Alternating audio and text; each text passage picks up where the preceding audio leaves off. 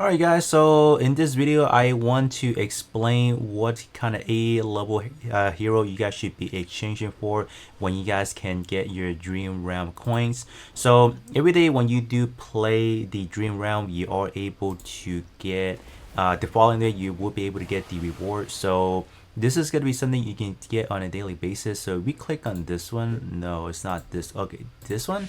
Okay, depending on the rankings you are able to place on a daily basis, this is going to be the reward you are able to get. So no matter what difficulty you guys are looking at, you're still going to be able to get this. So fairly nice. So from number 1 to 10, 550, so that's actually pretty good. And then the lowest, and when you come in at top 100% or top 75%, you're still getting up to 150, so that's actually pretty good.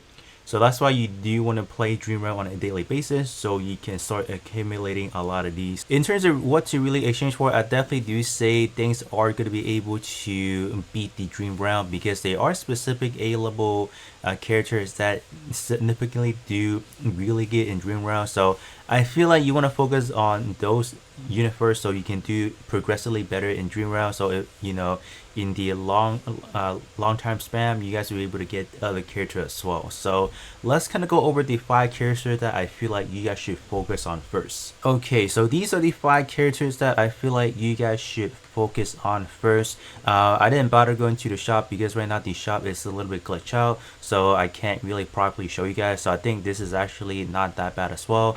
So starting off from left to right, I think Audi is definitely a first pickup that you guys should focus on.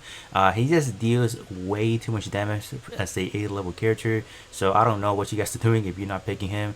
There are a lot of ways for him to just, like for example, if you are able to get this character up to Mystic Plus, you have the opportunity to instantly kill the enemy when they are poisoned, which you can deal with the ultimate. So this character is really strong, able to stack a lot of attacks, so just an all-round really good damage dealer. So definitely the first one you guys should focus on. Up next we have Kogre. So Kogre is not your damage dealer, but he has the ability to debuff.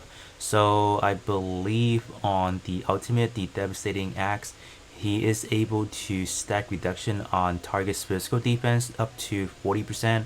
So that's actually pretty good. And this is a permanent stack. So let's say if the Dream Realm boss does kill Kogre, like pretty early on, whatever, the buff still stays on. So that's really good about him, because he's able to apply that, and that's effectively going to allow you to just perform better, right? And then besides that, in terms of one of the other skill, Vital Strike, he's also able to make enemy take 40% more physical damage. So not only are you debuffing them, but you're making them take more damage as well. So this character is definitely a one must use to kind of break through the defensive wall, so you guys can do more damage. Other than that, all the other one does not really strike my interest of being relatively useful in any situation. I would definitely say it's only those two, like these two, that are pretty good in terms of dealing with the boss. Marlene is another good character to have. What she does is actually just doing a lot of damage, just like Audi.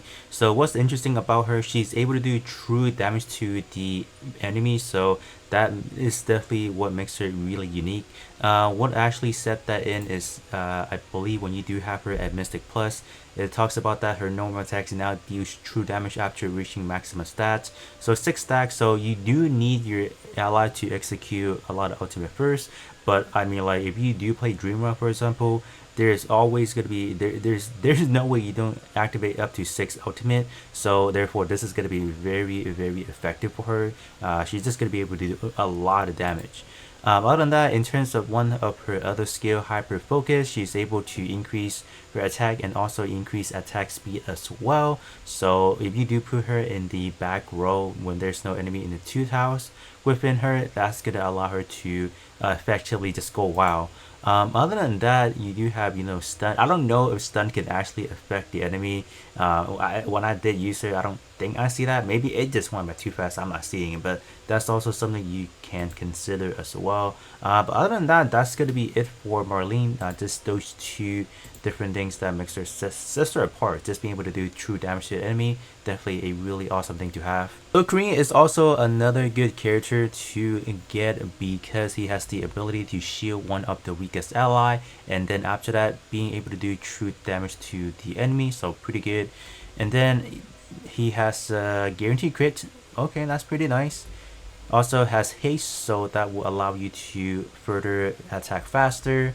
And then at Mystic Plus, he's able to now have an increase in additional true damage. So once you have it a little bit further in terms of enhancement, so actually pretty good. So baseline do have it, but maxing out you do have a lot more, so pretty nice. And this one, enemy that is one tile beyond is reduced by 25%. Why not? It's pretty good.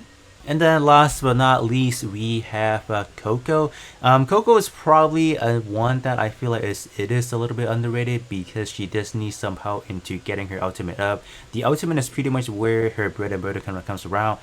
Being able to deal damage mitigation to the ally is actually pretty nice when you activate ultimate, and then able to provide attacks, life drain, and all that good stuff.